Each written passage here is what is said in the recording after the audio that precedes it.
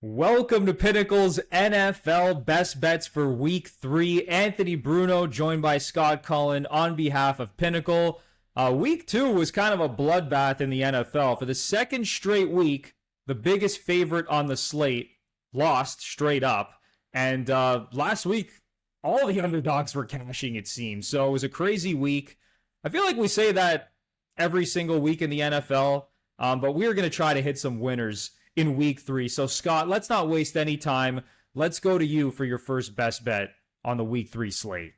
Okay, so my first best bet is going to be the Tampa Bay Buccaneers minus 6.5 at home against the Denver Broncos. And I think the reason I'm on here is because it looks like Baker Mayfield kind of has the Bucs offense clicking. You know, Chris Godwin looks like he's kind of back to prime Chris Godwin. He's got 200 yards receiving through the first 2 games. He's only one of 3 receivers to do that. And when you pair that with Mike Evans and rookie Jalen McMillan, like they have weapons there for Baker Mayfield, where with Bo Nix in Denver right now, it's still kind of a work in progress. And you know that they're hoping that Nix is going to grow into becoming a bona fide starting quarterback for them. But so far, he's thrown 4 interceptions in 2 games. And last week, they had 11 drives. 5 of them were 3 and outs. 2 other drives ended in interceptions. I don't like the Broncos' chances right now of being able to keep pace with the Bucs. So at home, I think the Bucs can win by at least a touchdown. Yeah, Baker Mayfield has looked really good to start off the season, and it hasn't been great for rookie quarterbacks. No. Especially Bo Nix. And I'm actually going to be fading another rookie quarterback. So listen.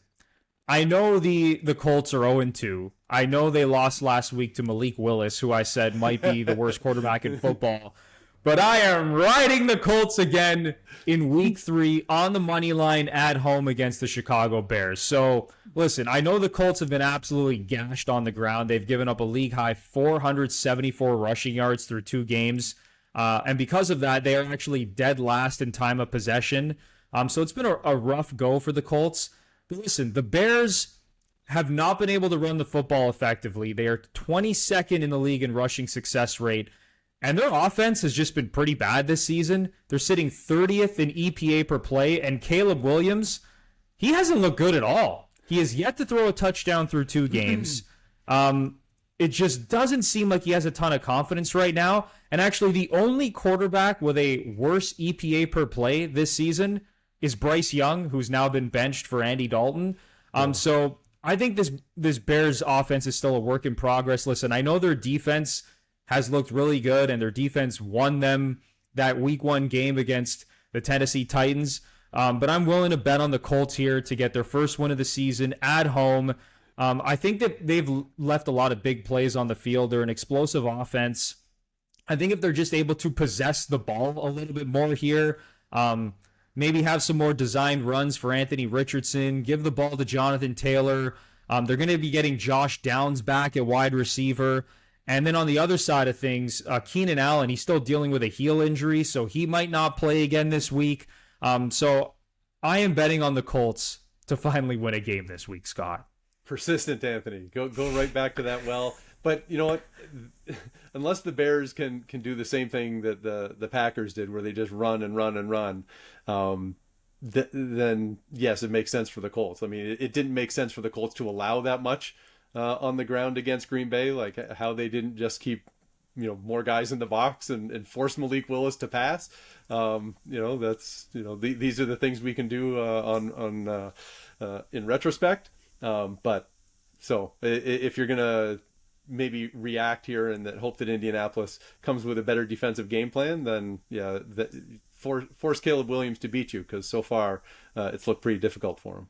Yeah, if I see the same defensive game plan that I saw against the Packers, I'm just going to shut off the television. Yeah. Like I'm done with this team. But no, I think they're in a nice bounce back spot here. But Scott, let's go back to you now for your second best bet on the slate.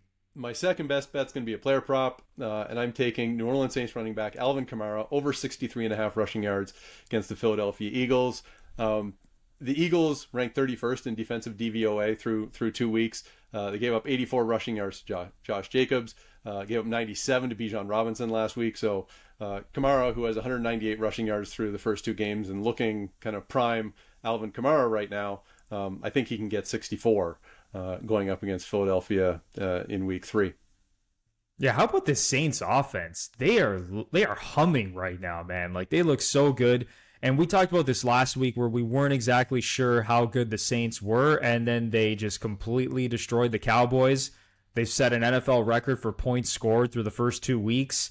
And as you said, like, the Philadelphia defense just has not looked good this season. And I think they're going to be able to put points on the board in this matchup, but that defense is not looking good, which is carrying over from last season.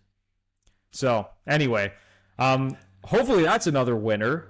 And hopefully this is going to be a winner as well, because I am going to a player prop, and it is coming from the game between the Houston Texans and Minnesota Vikings. So last week, I was on Stephon Diggs under his receiving yards, which hit. And now this week, I am going to another Texans pass catcher, who I think is in a really nice bounce back spot, and that is Tank Dell. I am going to take him over 49.5 receiving yards at -126. This line a couple of days ago was at 46.5, now up to 49.5. I still like it. Now listen, Tank Dell has had a very rough start to the season, only 4 catches for 37 yards through 2 games, but he still has a very solid target share, just under 17%. His average depth of target, 13.4 yards. And CJ Stroud is taking shots to him down the field. They just really haven't connected through these first couple of games. I just refuse to believe that Tank Dell, who had really good chemistry with Stroud last season when both of them were rookies, is just suddenly been like written off in this offense. I think it's only a matter of time. He's an explosive downfield receiver. Like, he could literally hit this number on one big play. He's going to have opportunities. Listen, I know the Vikings defense has been really good through 2 weeks, but I think Tank Dell is going to be involved in this offense moving forward. They're going to need him. It's not just going to be the Nico Collins show every week. So I think it's a great bounce back spot. Last season, he went over 50 receiving yards in 7 of 11 games. And then one other note to pass along here. Nico Collins actually popped up on the injury report dealing with hip and foot injuries. Now listen, I think he's probably going to play, but maybe he's going to be a little bit more banged up than usual. So I think Tank Dell finally breaks out in this game over 49.5 receiving yards. I think one of the things that's fascinating through the first 2 weeks is that passing is down in the NFL compared to recent seasons. I mean, the number of passing touchdowns is way down through 2 weeks, but even just passing yardage is down 15, 20 yards per game compared to last season. Now, 2 weeks, small sample, but it's something to be aware of, right? And we'll see whether or not the quarterbacks kind of get on track and we start seeing, passing yards is more consistent with what we've seen in the past. Like Tank Dell has been so promising in Houston that, yes, it makes sense that he would go for more than 50 yards. But, we've had a bunch of games where the quarterbacks have not been passing the way we'd expect. And so, this is, a wild and woolly week as we head into week number 3, and we get to find out whether the focus on rushing game and is going to pay off, or if, the quarterbacks are going to kind of reclaim the offense in the National Football League. No, that's a really good point, Scott. I'm hoping that we're going to see some positive regression across the board, just because it just makes the game more exciting, honestly, when these QBs are throwing the ball all over the field. But before we end off the show, I know you want to sneak in another best bet. And speaking of passing numbers being down, I mean, oh my goodness, we might not see a single pass in this game that you're going to talk about next. That's right. I'm going with the Chargers and the Steelers. I'm taking under 36, and I don't know how low I would go on the under, but I'm going with under 36 because I think both teams have great defenses. Chargers are first in defensive DVOA through the first 2 weeks, and this is Jim Harbaugh's MO. You saw what he did at the University of Michigan last year. They ran the ball and they played tough defense, and that's what he's got going with the Chargers through a couple of weeks.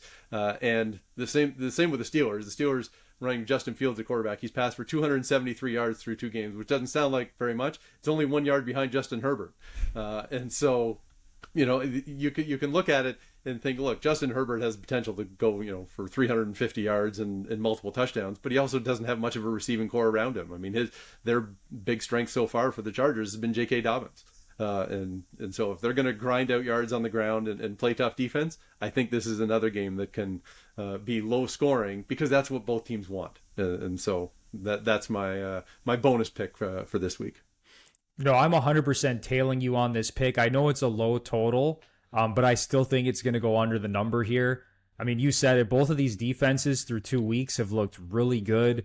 Especially if you're looking at the advanced stats, any stats that you're looking at, both of these defenses have been locked in. They're both running the ball. I mean, listen, and Justin Herbert, another thing with him is that he's dealing with an injury heading into this game. So who knows how healthy he's actually going to be. The Steelers offensively have been pretty dreadful. I mean, their defense has been phenomenal, but my goodness, offensively, they can barely move the ball. So, yeah, I think this is going to be like a throwback game, maybe to like the 1970s, Scott, where it's just ground and pound and defense all day long. Yeah, that's exactly what I'm thinking. So let's hope that they live up to expectations. But that is going to do it for the Week 3 best bets here at Pinnacle. I say this every week. Whether you're betting on main markets, player props, whatever you're looking at, chances are Pinnacle is going to have the best odds for something that you want to wager on for Week 3 in the NFL. So head to Pinnacle Sportsbook for the best odds in the business. But listen, good luck with your Week 3 bets. Let's hope that the Week 3 slate isn't as insane as the Week 2 slate where all these underdogs were winning. Who knows? Maybe you're on all the underdogs again this week, and you're going to be printing money again. But for Scott Cullen, I'm Anthony Bruno. Best of luck in Week 3, and remember to bet smart and bet Pinnacle.